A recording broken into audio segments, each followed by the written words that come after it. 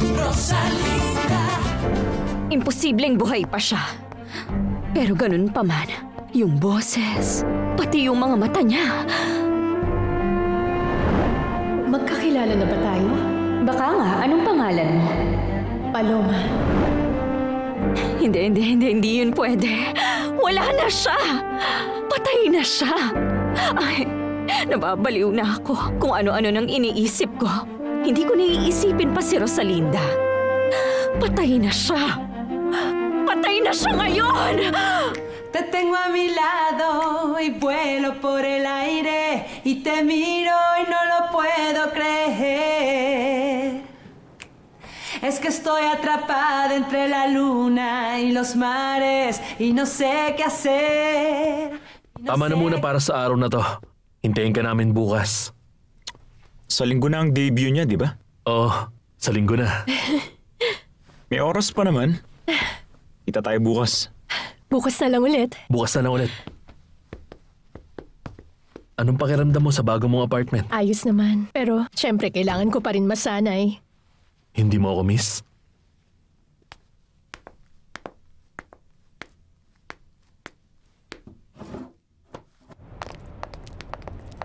Sinong hinahanap nyo? Si Beto, ang pinsan ni Rosalinda. Naliligo pa siya sa loob. Pero teka, pwede ko bang malaman kung anong kailangan nyo kay Beto? Hindi mo na kailangan pang malaman yon. Sabihin mo gusto siya makita ni Valeria Altamirano. Hihintayin ko siya sa kotse.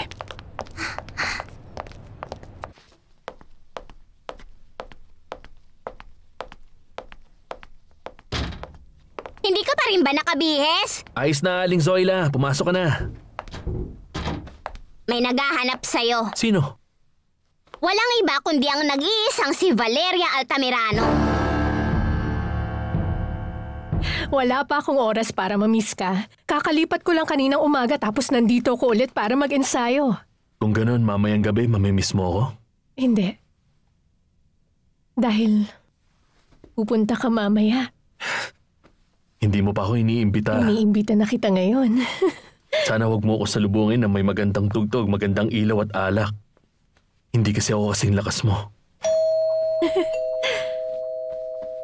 Nakakapagtaka. Sino naman kaya yun? Isa talaga tong malaking sorpresa. Hinihintay ka niya sa kotse niya. Anong kinalaman mo sa mayamang babaeng yun, Beto? Huwag ka na magtanong, Aling Zoila. Kailangan kong malaman kung ano yun. Titignan ko lang kung sino yung bisitang dumating. Okay.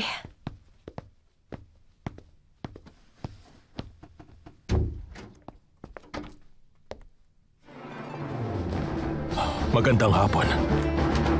Sino yan, Alex? Isang sorpresa, Paloma. Kumusta ka?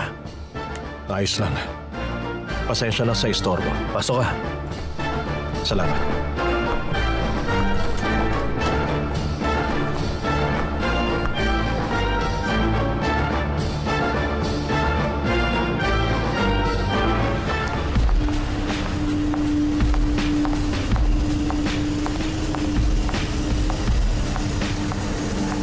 Sinorpresa mo naman ako, senyora. Kailangan kita makausap ngayon, pero hindi dito. Sakay na. Magmaneho ka lang, Modesto.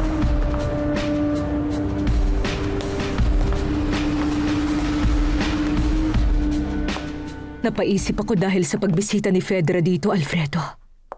Bakit naman? Hindi naman kami ang dahilan sa tuwing napapadpad si Fedra dito, kundi dahil interesado siya sa isang bagay. At ano naman yun ngayon, Soledad? Kakaiba ang pag-uusap naming dalawa. Tinanong niya ako kung sigurado ba raw kami kung namatay ba talaga si Rosalinda sa sunog na yon. Oh, tapos, bakit naman niya tinanong ang ganong klaseng bagay sa'yo? Hindi ko alam. Pero pagkatapos nun, napaisip na ako. Hindi nga namin napatunayan yun ng maayos na ang katawang nahanap na hindi na makilala ay katawan ni Rosalinda. Diyos ko naman, Soledad. Kulang pa ba yun? Kwarto niya yun. At kayakap niya ang binigay sa kanyang manika sa sunog. Pero may mga bagay na nagkataon lang, Alfredo. Paano kung hindi siya si Rosalinda? Kumusta ka? Ayos lang.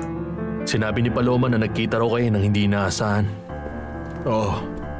Nung nakaraang araw sa isang coffee shop malapit dito. Paano mo nalaman ang address ko? Sa mga taong nakakasama ko, tandaan mo, isa rin akong artista. Pumunta ka ba dahil sa akin o sa kanya?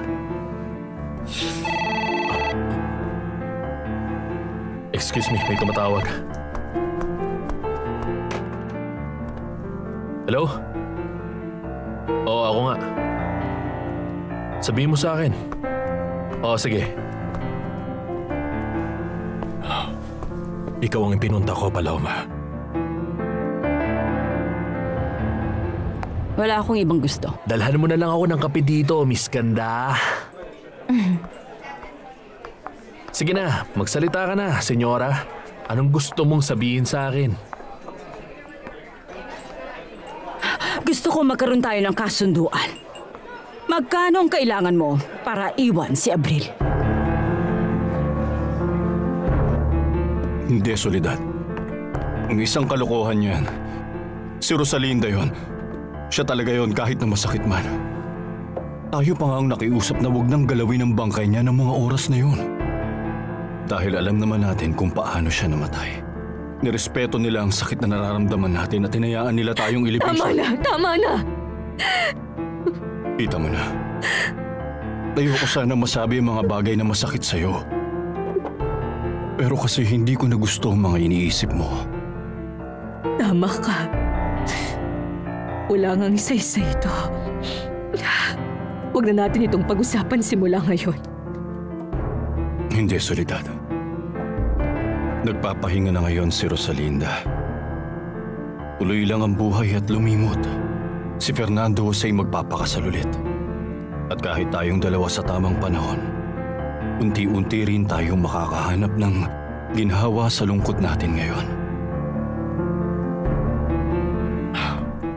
Simula nung nakita kita, naghanap talaga ako ng paraan para makita kita ulit, Paloma. Pero bakit? Para makita ka. Paano mo nalaman kung sino ako? Kilala ka ng lahat ngayon. Ano ka ba? Hindi pa kaya ako sikat. Pero sana mangyari yun. Nakikiusap ako, Paloma. Gusto kitang makausap. Kailangan ko. Nagmamakaawa ako. Bigyan mo ako ng appointment.